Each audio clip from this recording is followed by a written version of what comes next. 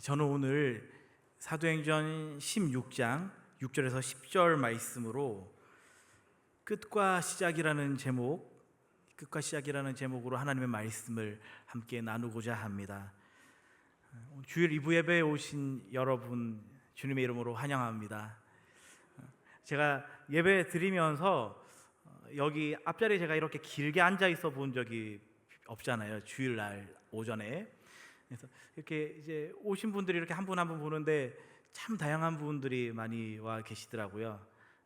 그러니까 제가 말씀드린 거 연령대를 말씀드리는 거예요. 그래서 우리 믿음의 어르신들 또 선생님들도 많이 계시지만 또 젊은 분들 또 우리 주일학교 어린이들 저기 영화부에 또 영화부 어린이들까지 참 다양한 분들이 여기 함께 모여서 예배를 드리고 있는데 인생에서 이제는 끝이구나 하는 그런 인생의 위기를 경험해 본 적이 있으신가요? 떠오르는 게 있으십니까? 저 또한 긴 생애를 살지는 않았지만 이 짧은 생애 동안에 인생의 끝이라 여겨지는 순간들이 여러 차례 있었어요. 제가 생각하고 기도하며 준비하고 있었는데 하나님께서 막으셨죠. 하나님께서 막으시니까 일이 진행되지가 않는데 하나님은 여전히 묵묵부답이신 거예요. 이대로 시간이 더 지나면은 너무나 힘들어서 자포자기할 것 같은데도 하나님 아무런 말씀이 없으셨습니다. 우리 모두 인생에 한 번쯤은 혹은 그 이상 내게 더 이상 답이 없는 그 하나님의 응답이 없는 그 막막한 경험을 해보셨을 것입니다. 내 인생 가운데 내게 그 위기의 순간은 언제였는지, 그리고 하나님은 그러한 내 힘든 인생 가운데서 어떻게 역사하셨는지 오늘 이 말씀을 함께 들으시고 또 묵상하시면서 생각해 보시길 원합니다. 내 삶이 벽에 부딪혔을 때 과연 하나님은 무엇을 말씀하고 싶어 하신 걸까요? 오늘은 바울의 삶을 통해서 그 바울의 삶을 통해서 인생의 끝에서 하나님께서 우리에게 주시고자 하는 메시지를 살펴보고자 합니다. 두 가지로 이 본문을 살펴볼 텐데요. 먼저 첫째입니다. 첫째, 우리 같이 소리내어서 읽어보겠습니다. 끝에 다다르면 하나님의 뜻을 깨닫게 됩니다. 한 번 더 읽어볼게요. 끝에 다다르면 하나님의 뜻을 깨닫게 됩니다. 바울은 1차 선교 여행을 성공적으로 완수하였습니다. 바울이 가는 곳마다 많은 사람들이 모여들었고 또 교회 공동체들이 세워졌어요. 사도 바울이 이렇게 1차 선교 여행을 간 게 말 그대로 그 이전에도 선교 여행을 갔던 걸까요? 안 갔던 걸까요? 안 갔던 거겠죠. 1차 선교 여행이니까.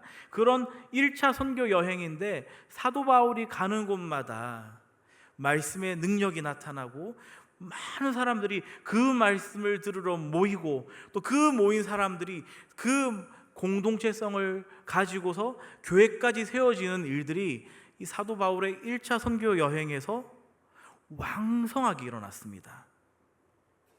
바울은 그런 성취감과 또 나름의 확신을 가지고 2차 선교 여행을 준비하였습니다. 이번에는 동쪽에 위치한 소아시아 지역으로 갈 계획이었습니다. 이 소아시아 지역이란, 성경에서 소아시아 지역은 오늘날 튀르키예 지역, 이 튀르키예가 있는 그 넓은 지역을 뜻하거든요. 그리고 이 동쪽이라고 하는 것은 사도 바울이 2차 선교 여행을 출발한 지점에서 볼 때는 서쪽인데 전체적인 선교 여정이 진행되는 것을 보았을 때의 동쪽이고, 그것은 잠시 후에 지도를 통해서 살펴보겠습니다. 바울은 그 소아시아 지역으로 가서, 튀르키예 지역으로 가서 더 많은 사람들에게 복음을 전하여서 많은 사람들을 하나님께로 인도하고, 또 교회 공동체도 세울 생각을 하니까 그 마음은 하나님께서 행하실 일들에 관한 기대감으로 벌써부터 너무나 설레었습니다. 아마 몇 날 며칠은 잠도 안 왔을 거예요. 너무나 설렜어요. 자신의 인생을 바꾸어 놓은 그 복음, 이 복음이 1차 선교 여행에서는 왕성하게 선포되고, 그게 받아들여지고, 회심자들이 나타나고, 교회 공동체가 생겨났고, 이제 2차 선교 여행은 더 넓은 지역인 저 소아시아를 가서 이 일을, 하나님의 일들을 할 생각을 하니까 벌써부터 기대감으로 가득했습니다.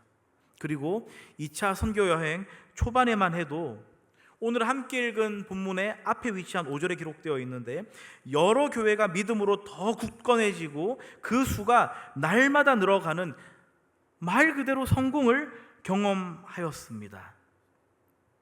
본문에는 바울이 아시아 지역으로 말씀을 전하러 가려고 하는 것을 성령께서 2번이나 아니다, 아시아로 가지 말거라, 아니다, 비두니아로 가지 말거라, 이렇게 아니다 아니다 하고 말씀하십니다.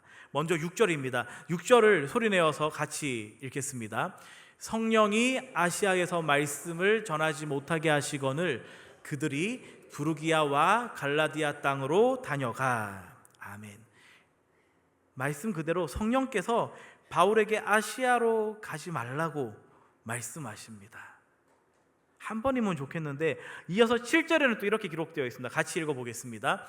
무시아 앞에 이르러 비두니아로 가고자 애쓰되 예수의 영이 허락하지 아니하시는지라. 아멘.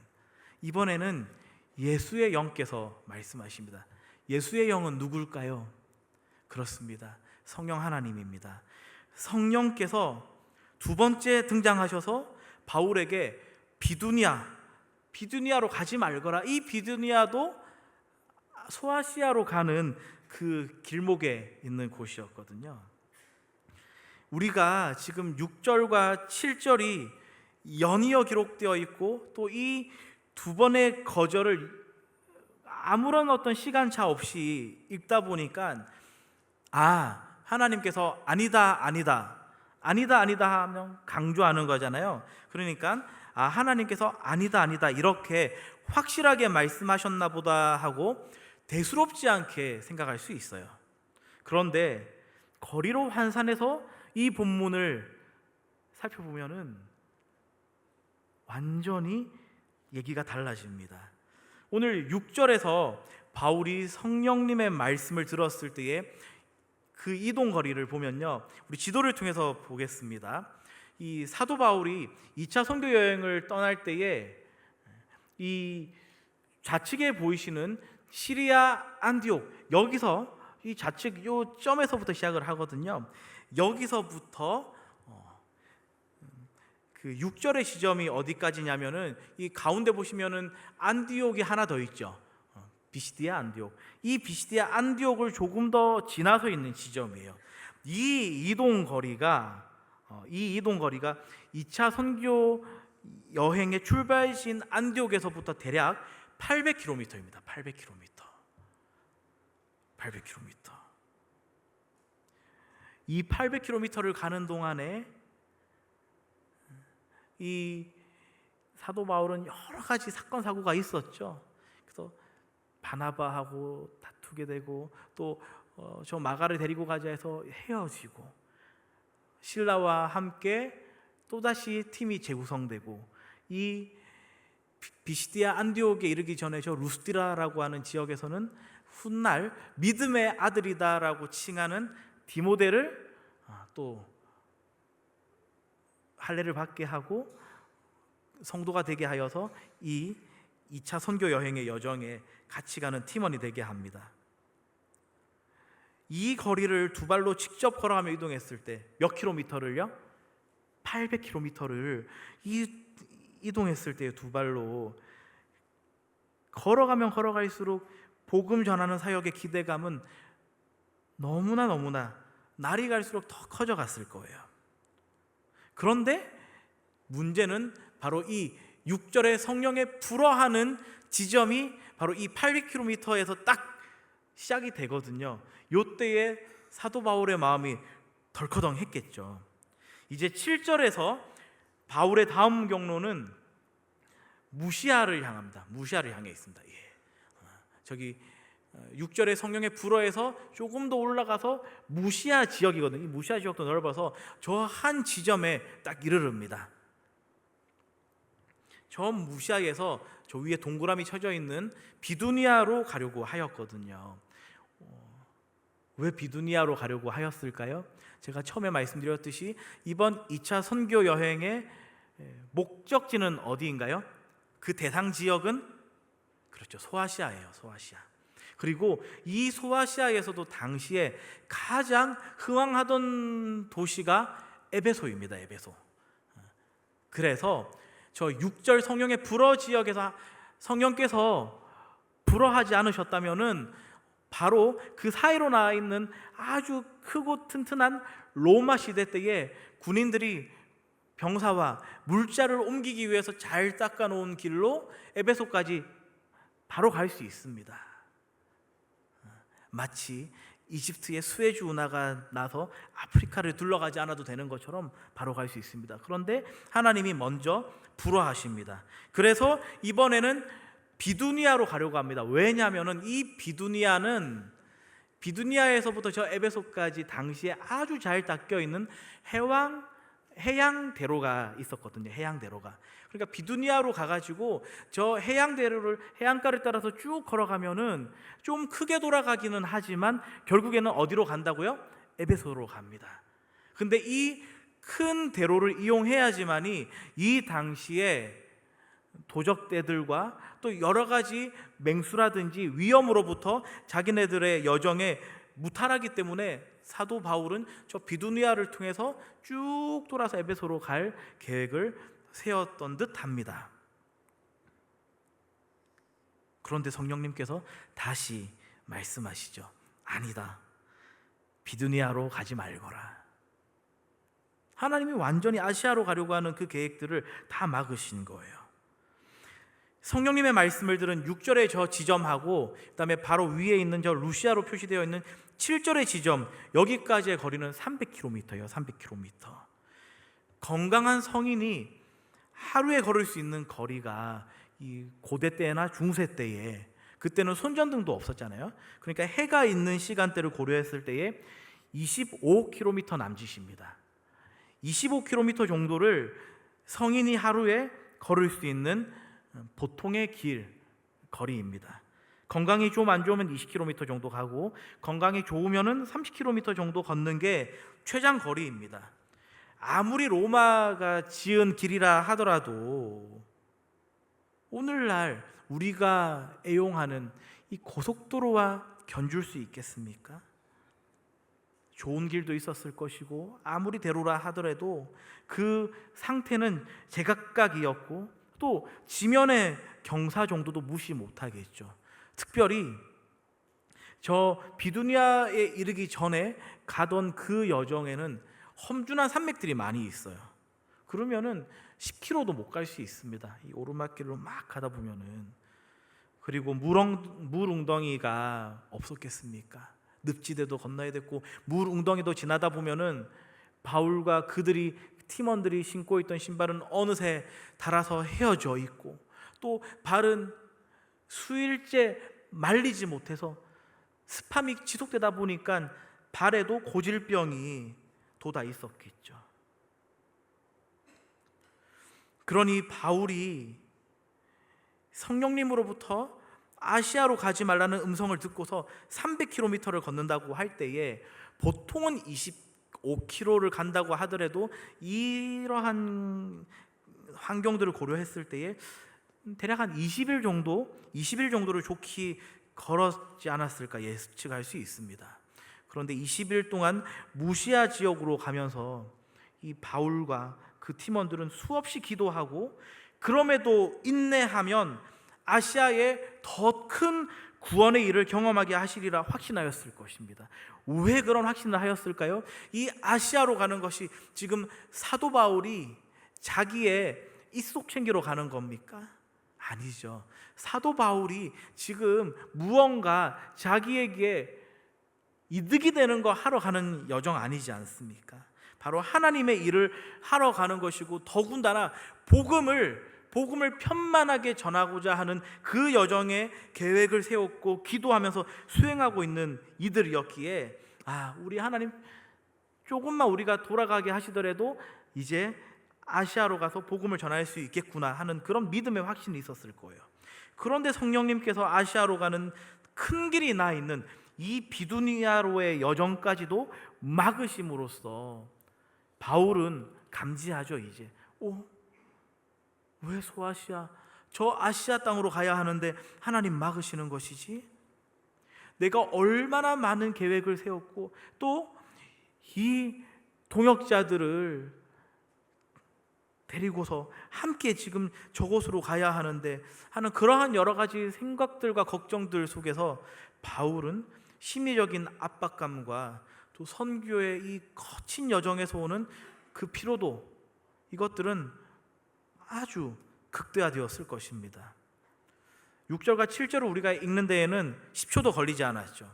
10초도 걸리지 않았는데 바울에게는 아주 힘든, 아주 고통스러운 고단한 20일이 걸렸고 또 2번의 분명한 거절을 받았습니다. 그런 바울과 그 일행은 8절에서 드로아로 갑니다. 이 드로아는 7절의 지점인 이 무시아에서부터 약 500km 거리에 있습니다. 500km면은 아까 우리가 셈했던 그 방식으로 계산해 보면은 약 한 달은 걸어갔을 것으로 예측할 수 있죠. 드로아로 가는 한 달 동안 바울과 선교 여행팀은 멘붕 상태로 향하지 않았을까 짐작됩니다. 더 이상의 후퇴 없는 루트였기 때문이죠. 이렇게 그냥 우리가 이런 지리적인 이해 없이 저 드로아로까지 가는구나 하면은 저렇게 가서 또 저렇게 이동하면 되지 하지만, 이 고대인들이 그 험준한 또 험난한 그 여정들을 수개월 동안 진행한다고 할 때에 그 나름의 정비되어 있는 길을 통하지 않고 어딘가로 막다른 길로 간다는 것은 이미 사도 바울과 그 일행들을 거절감으로 또 좌절감으로 낭망으로 휩싸기엔 충분한 조건이었습니다. 바울은 안디옥에서부터 드로아까지 대략 1600km를 걸어갔습니다. 그렇죠? 여기 1번 800km, 2번에 300km, 3번에 500km, 이거 다 합산하면은 1600km죠. 약 1600km를 걸어갔습니다. 근데 또 모르죠. 이렇게 가다가 엉뚱한 길로 가서 돌아온 길도 있었을까요? 없었을까요? 있었을 거예요. 그러면은 일반적인 길은 1600km이지만 몇 날 며칠을 엉뚱한 길로 갔다가 다시 돌아오는 것까지를 그렇게 또 학자들 중에는 이 고고학적인 보고와 또 지리적인 연구를 하는 학자들은 제안하기도 합니다. 그랬을 때는 2000km 넘는 어마어마한 길을 걷는 중이었습니다. 성령님께서 처음 거절하셨을 때부터 드로아까지라도 대략 800km죠. 그런데 이 1600km의 여정에서 특별히 하나님께서 거절하셔서 걸어간 800km의 여정 동안 이 800km, 하나님께서 첫 번째 거절하신 거기서부터 저 무시아를 지나 드로아까지 가는 그 800km의 여정 동안 바울이 기도하고 준비하고 소망했던 그 모든 계획은 산산이 부서졌습니다. 팀원인 실라와 디모데는 지쳐갔을 것이고 이 팀의 팀장으로서 그들을 볼 면도 서지 않았을 것입니다. 바로 그때에 드로아에서의 한밤중에 바울은 환상을 봅니다. 9절 말씀 함께 있습니다. 밤에 환상이 바울에게 보이니 마게도냐 사람 하나가 서서 그에게 청하여 이르되 마게도냐로 건너와서 우리를 도우라 하거늘. 아멘. 이렇게 마게도냐 사람 한 명이 나타나서 우리를 도우라 하는 외침을 듣습니다. 사도 바울이 이 선교 여행을 떠날 때에 충분한 재정, 확보된 재정을 가지고 떠났을까요? 그렇지 못했겠죠. 그런데 또 사도 바울에게는 아주 장인의 솜씨가 있습니다. 바로 이 무두장이 실력이 있었죠. 가죽 공예를 잘했습니다. 그래서 이 사도 바울은 그 항구 도시 드로아에서 선교팀의 선교 여비를 마련하느라 또 고된 나날들을 보내고 있었을 거예요. 그렇게 고된 나날을 보내고 하룻날 저녁에 이제 쉬려고 고단하게 누워 있는데 갑자기 한 환상을 보는데 마게도냐 사람 한 명이 나타나서 우리를 도우라 하는 외침을 듣는 거예요. 너무나 피곤하고 또다시 쉬어야지 내일 무엇라도 일을 해서 선교팀의 나름의 여비를 확보하고 하나님 신호 주시면 출발해야 되는 상황인데, 이 바울은 이 환상에서 나타난 마게도냐 한 사람의 말을 그저 흘려듣지 않고 하나님께서 들려주시는 분명한 음성으로 깨닫습니다. 선교 여행 경비는 이미 말씀드렸지만 바닥났을 지경에 처해 있는 시점에서 이 사도 바울이 하나님으로부터 두 번의 아니다, 아니다 하는 신호를 들었을 때에 그 마음이 어땠을까요? 먼저는 소아시아로 가지 말라는 의미로 받아들였겠죠. 그런데 거듭되는 하나님의 가지 말거라 하는 그 음성을 들었을 때에 이제 바울은 더 나가서 선교 사역을 멈추어야 하는 것은 아닌가, 또 내가 지금 무언가 크게 잘못하고 있는 것은 아닌가 하는 그런 의심마저 드는 고통스러운 상황이었습니다. 말 그대로 이제는 끝이구나, 이걸 되새기고 있을 때에 하나님께서는 환상으로 또 마게도냐 사람의 목소리로 바울에게 모든 의구심을 해소해 주셨습니다. 하나님의 관심은 바울의 시선이 향한 저 소아시아, 그 소아시아에만 있었던 것이 아니라 더 넓은 서쪽 지역, 곧 마게도냐와 아가야까지도 그 시선이 머물러 있었던 것이죠. 그곳이 바로 오늘날 그리스 지역입니다. 바울이 인생의 끝이라고 생각했던 순간에 하나님께서는 바울의 인생 지경을 확장시켜 주셨고 선교 사역의 지경까지도 확장시켜 주시면서 이 바울을 하나님의 사람으로 더욱더 성숙하게 만들어주고 계셨습니다. 여러분에게는 언제 이러한 때가 있으셨습니까? 현실이 너무 고통스러워서 오늘 밤에 눈을 감으면은 내일 눈이 안 떠졌으면 좋겠다고 생각했을 때가 있으셨습니까? 사랑하는 사람을 먼저 떠나보내고 이제 그분이 없는 인생을 어떻게 살아가야 할지 먹먹해서 더 이상의 미래를 그려보기 힘든 때가 혹시 있지는 않으셨습니까?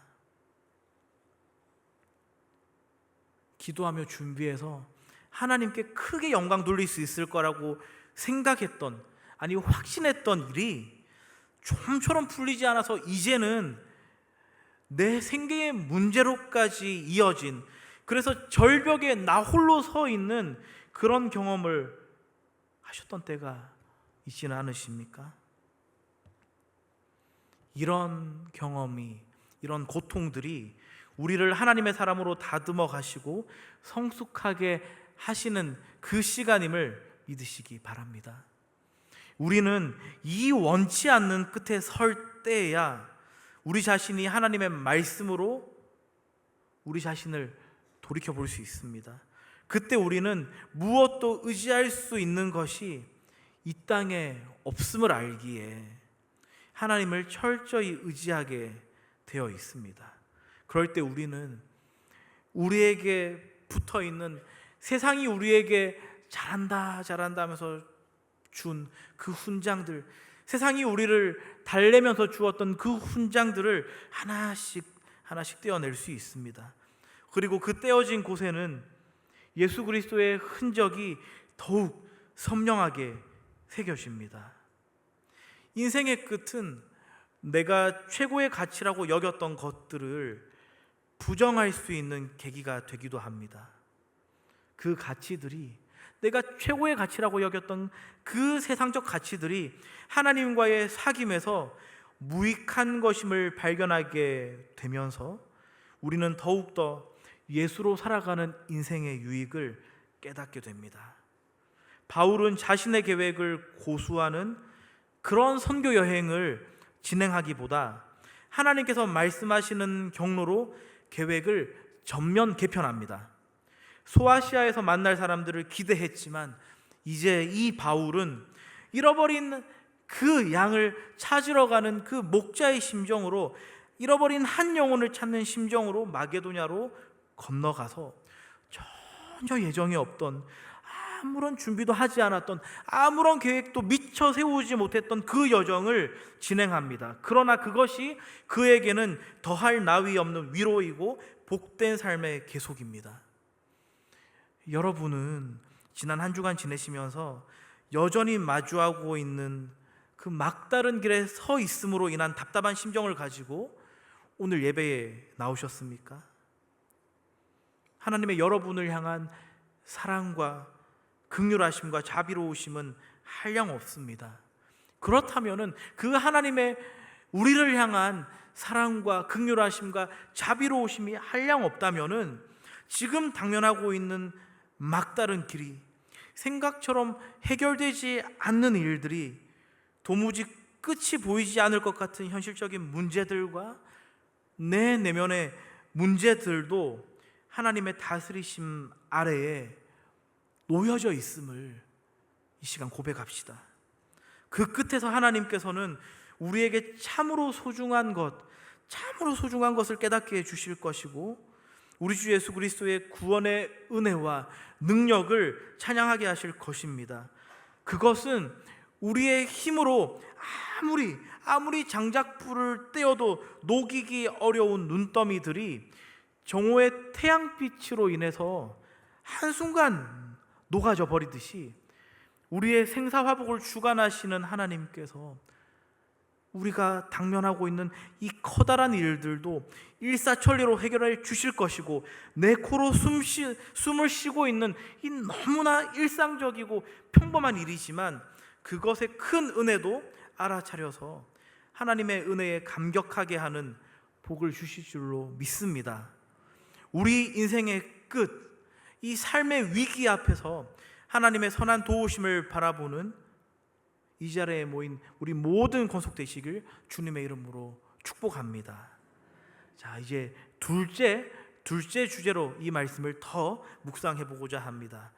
자, 우리 이 둘째, 우리 함께 소리 내어서 읽어보겠습니다. 끝을 경험하면 순종하는 자로 살아갑니다. 한 번 더 읽어볼게요.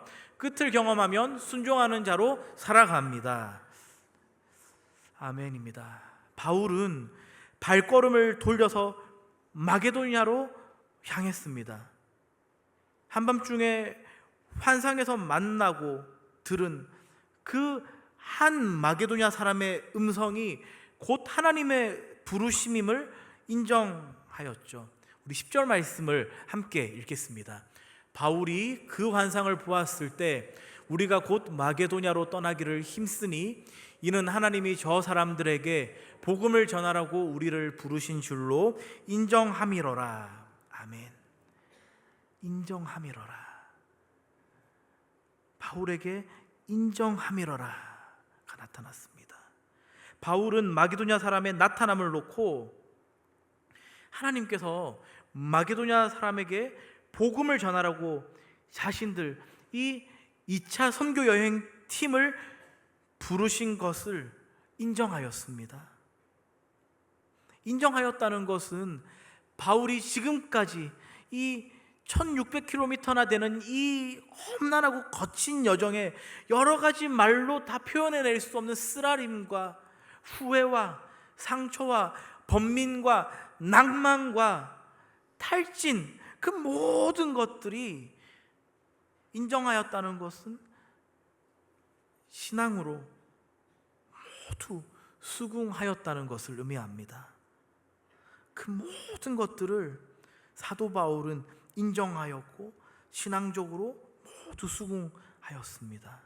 지금까지의 험난한 여정 1600km를 인도하신 것이 하나님의 섭리이고 하나님의 하나님 되심이 드러나는 일로 그가 할렐루야 아멘 했다는 사실입니다. 바울의 고백처럼 우리에게도 하나님의 인도하심에 대한 하나님을 향한 절대적인 신뢰와 찬양과 감사가 있기를 소망합니다. 사도 바울은 즉시 행동으로 옮깁니다. 환상을 본 그날 밤에 드로아에서 마침 밤늦게 출항하는 배 하나를 구합니다. 이 당시에 이 밤바다를 비출 수 있는 랜턴도 등대도 없었습니다. 우리 바닷가에서 생활해 보신 분들은 잘 아시겠지만 그런 비춤이 없이는 이 바다로 나선다는 것, 한밤중에 바다로 나선다는 것은 정말로 이 무책임한 행동이라고 할 수밖에 없습니다. 바다의 무서움은 섬 사람들만큼 잘 아는 사람이 없겠죠. 그런데 사도 바울은 이 밤에 그 배를 구하게 됩니다. 어떻게 이 밤에, 이 고대 사회에 이 밤에 출항하는 배가 있을 수 있었을까요?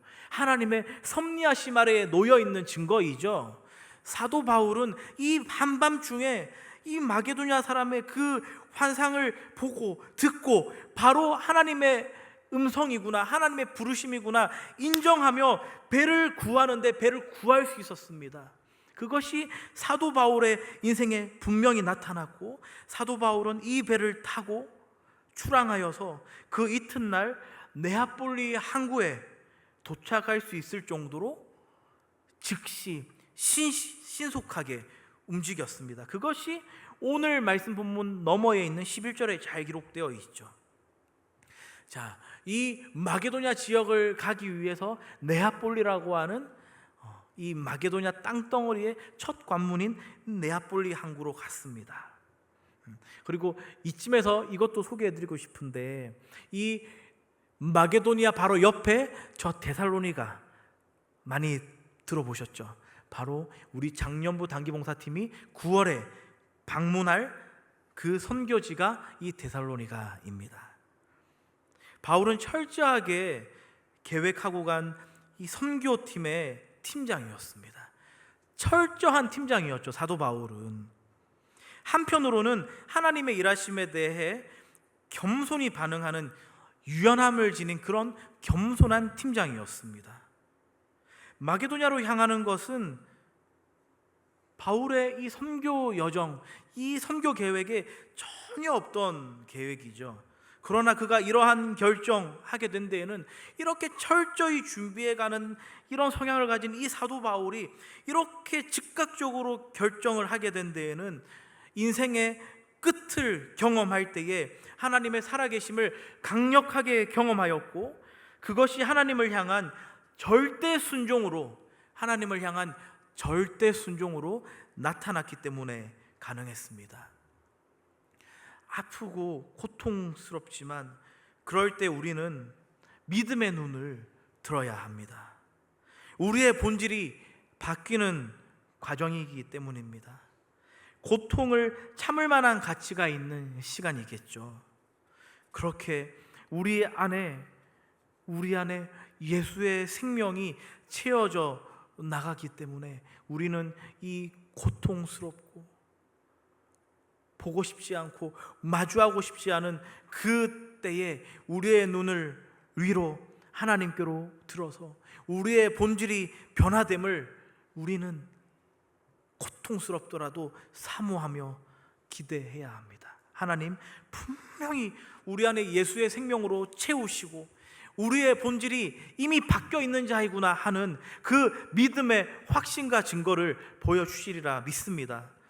성령의 인도하심으로 변경된 선교 여행을 떠나는 사도 바울의 이 새로운 끝, 이 새로운 끝은 그 끝에 새로운 끝, 바로 이 새로운 시작은 십자가였고 하나님 말씀에 대한 절대 순종의 삶을 바울은 살아갔습니다.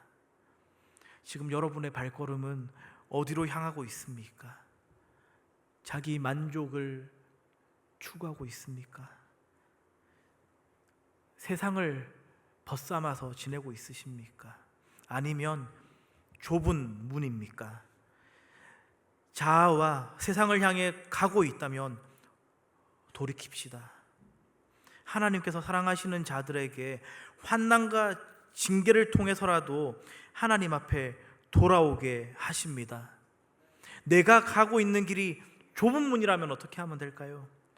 바울처럼 표대를 향하여 끝까지 나아가는 그런 믿음의 권속들 되면 됩니다. 그런 믿음의 권속들 되시기를 주님의 이름으로 축복합니다. 하나님께서 말씀하시면 어디든 방향 전환할 수 있는 그만큼 유연한 이 바울 참 대단합니다. 그런데 바울이 원래부터 처음부터 그랬을까요? 아니죠.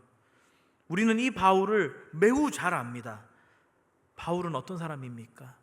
자기 확신에, 자기 그 강렬한 확신에 찬 사람이었죠. 엄청난 열정의 사람이었습니다. 그 누구도 바울이 하고자 하는 것, 가고자 하는 것 막을 사람이 없을 만큼 이 바울은 엄청난 열정의 사람이었습니다. 그래서 저 다메섹을 향해서도 저렇게 용감하게 달려나가지 않았습니까? 그리고 이 바울은 로마 시민권자인 바리새인이었습니다. 로마 시민권자. 지금 이 사도 바울이 1차, 2차, 3차 그리고 4차 전도 여행, 이 선교 여행을 나갈 때에 늘 이용하였던 그 로마가 닦아놓았던, 이 제국이 닦아놓았던 그 길을 이용할 만큼 이 고대 사회에 로마의 길이 뻗쳐져 있지 않은 곳이 없을 만큼 막강하였던 제국의 시민권자였던 이 바울, 그런 그는 심지어 혈통적으로는 바리새인이었습니다. 바리새인. 당시에 사내들인을 장악하고 있었고 로마와 친분 관계를 유지하며 종교를 추구하지만 세상의 중심에 서 있었던 그런 바리새인. 한마디로 이 사도 바울은 자기 확신에 찬 사람이었고 엄청난 열정의 사람이었고 로마 시민권자의 바리새인이었기 때문에 누구에게도 밉보일 게 없는 그런 대단한 존재 자체로 대단한 사람이었습니다. 그런데 이 바울이 자기 확신의 끝에서 예수님을 만나지 않았습니까? 그 예수님과의 만남으로 인하여서 유대 세계 안에 머무르던 이 사울이라고 하는 이름이 유대식, 이 히브리식 이름이거든요.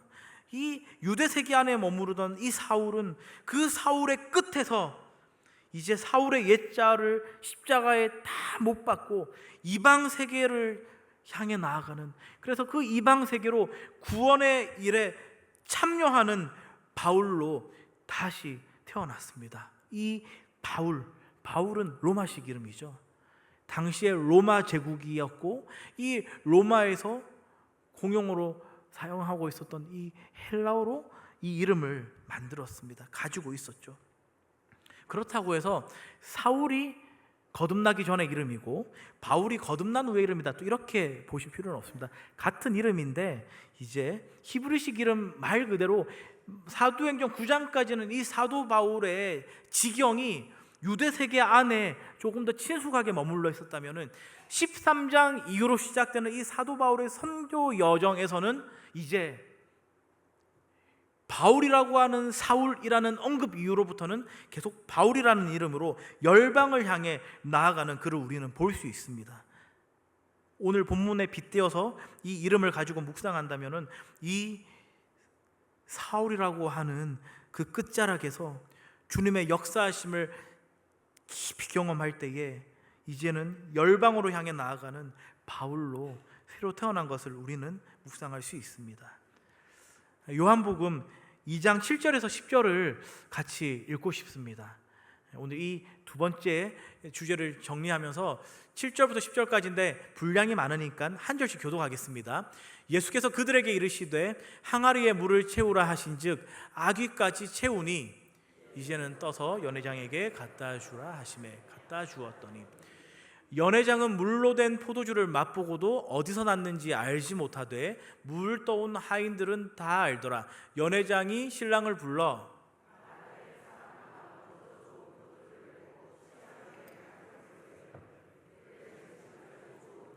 두었도다 하니라. 아멘. 가나 혼인잔치에서 물이 포도주로 변화된 이 사건 잘 알고 계시죠? 오늘 이 본문을 우리가 정리하면서 이 사건을 기억하고 싶습니다. 사람들이 많이 준비하셨죠. 잔치 자리니까. 사람들이 준비한 이 포도주가 끝났을 때의 일입니다. 준비하지 않은 게 아니죠. 미흡했던 것도 아닙니다. 최선을 다했지만 이제 더 이상 내어놓을 것이 없는 그런 상황에 맞닥뜨렸습니다. 그때에 이 사람들이, 이 사환들이 예수님께 순종함으로써 기적이 일어났습니다. 물이 포도주로 변한 것입니다. 바로 내가 준비한 것이 바닥났을 때에, 더 이상 내게 선택지가 없을 때에 여러분 좌절하지 맙시다. 낙담하여서 땅을 쳐다보지 맙시다. 그때야말로 하늘을 바라봐야 할 때입니다. 역사하실 주님의 일을 목격할 차례입니다. 때로 우리가 너무나 완악하여서 우리는 이 끝에 가서야 더 쓸 힘이 없었어야 비로소 주님의 일을 기대할 수 있게 되기도 합니다. 주님이 우리를 너무나 잘 아셔서 우리가 그 끝에 이를 때까지 기다리시는 것은 아닐까요? 내가 했다고는 도무지 주장할 수 없는 지경이 되어서야 주님께 비로소 의지하고 요청하는 그런 덜 깨달은 자의 모습이 우리에게 있지는 않은지 살펴보아야겠습니다. 잔치에 참석한 사람들은 이 포도주가 너무나 맛있다고 극찬합니다. 당연한 일이죠. 주님이 만들지 않으셨습니까? 만물의 주인인 주님이 만드신 이 포도주는 포도의 본질을 가장 잘 살린 최상급 포도주일 수밖에 없습니다. 사람도 마찬가지죠. 아무리 잘나고 최선을 다하더라도 주님이 인도하시는 모양보다 절대 더 나을 수 없습니다. 우리 그러면 옆 사람에게 우리 이렇게 한번 얘기해 볼까요? 내 자아를 포기하고 주님께 맡깁시다. 이렇게 옆에 계신 분들한테 한번 얘기해 봅시다. 내 자아를 포기하고 주님께 맡깁시다. 내 자아를 포기하고 주님께 맡깁시다. 그렇습니다. 우리 주님께 붙들립시다. 아멘인 줄로 믿습니다. 나는 위기인 줄 알았는데, 끝인 줄 알았는데, 그때가 비로소 내 힘이 다 빠지는 순간입니다. 그때 주님이 역사하시는 순간으로 변화되죠. 그래서 감히 우리가 주님이 원래 계획하신 계획으로 들어가게 되는 카이로스의 때, 이 특별한 의미가 부여된 그 시간의 때를 만나게 되는 것입니다. 내가 계획한 대로 일이 자꾸 되지 않습니까? 자꾸 실패하십니까? 내가 도저히 해결할 수 없는 문제 앞에 서 계십니까? 이제 다 왔습니다. 주님께서 역사하실 문 앞에 도착하신 것입니다. 이제 믿음의 눈을 뜨고 절망하고 낙담해 있는 내 영혼과 몸을 주님 앞에 고추 세우십시다. 주님께 맡길 때입니다. 하나님이 뭐라고 말씀하시는지 들어야 할 때입니다. 그리고 순종할 때입니다. 우리가 그렇게 순종할 때에 하나님께서 행하시는 일에 동참하는 은혜를 누릴 줄로 믿습니다. 우리가 마주한 거대한 벽은 하나님께 향하는 문이 될 것입니다. 그 문을 통과해 나가며 우리는 예수님의 손을 거치고 예수님의 향기를 품은 향기나는 그리스도인으로 빚어가게 될 줄로 확신합니다. 말씀을 마칩니다. 바울은 이제 선교지에서 또 다른 인생의 시작점에 서 있게 되었습니다.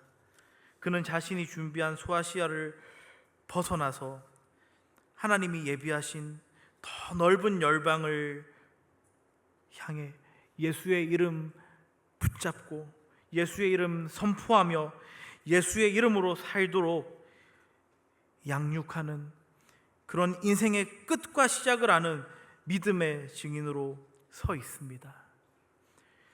주님을 만난다는 것은 완전히 다른 종류가 된다는 것입니다.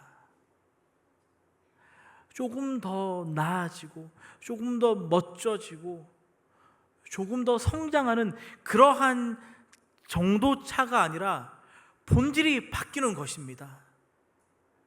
애벌레가 조금 더 멋있고 조금 더 큰 애벌레로 가는 게 아니라 나비로 완전히 변모되듯이 하나님의 만져주심이 있을 때에, 우리의 인생의 끝자락에 우리가 다다랐을 때에, 하나님의 그 뜻을 깨달을 때에 우리는 완전히 다른 종류, 우리의 본질이 하나님께서 기뻐하시는 그러한 사람으로 변화됩니다. 혹시 오늘 이 말씀을 함께 묵상하시면서 나는 지금 이 최상급 포도주로 살아가고 있는가? 그런 혹시 자문을 하시진 않습니까? 그리고 혹시 그렇지 않은데 나는 최고의 포도주와 같은 그런 성숙한 사람이야 라고 또 생각하고 있으시지도 않습니까? 글쎄요, 정말 그런지는 옆에 계신 분들, 주변에 계신 분들이 이미 그 맛과 향을 맡아서 알겠죠. 주님께 물어보시기 바랍니다. 그리고 옆에 있는 분들에게 우리 한 번 더 얘기해 볼까요? 아직 물이세요? 이렇게 한번 물어볼까요? 한번 해봅시다. 예. 아직 물이세요? 이렇게. 이 자리에 오신 저와 여러분, 또 유튜브로 함께 예배하는 분들 모두가 주님이 빚으신 최고급 포도주이시기를 주님의 이름으로 축복합니다. 우리 삶의 위기 앞에서 인생의 끝에 이르렀을 때에 하나님의 선한 개입하심을 바라보며 하나님의 음성에 귀 기울이고 순종하는 그런 상도제일의 모든 권속되시길 주님의 이름으로 축원합니다. 우리 설교 요약 카드 보시겠습니다. 오늘은 끝과 시작이라는 제목으로 하나님의 말씀을 함께 나누었습니다. 먼저 끝에 다다르면 하나님의 뜻을 깨닫게 되는 사실을 우리가 이 말씀으로 받았고요. 또한 끝을 경험하면은 순종하는 자로 살아간다는 사실도 우리가 말씀으로 받았습니다. 순종하는 자로 살아갑니다. 우리 안에 살아 역사하시는 성령 하나님께서 우리가 하나님의 일에 동참하게 하시고 자원하게 하셔서 우리가 자원하여 우리가 기꺼이 즐거운 마음으로 순종하게 하십니다. 그래서 우리는 순종하는 자로서 살아갑니다. 이 말씀이 우리 모든 권속들에게 있으시기를 주님의 이름으로 다시 한번 축원합니다.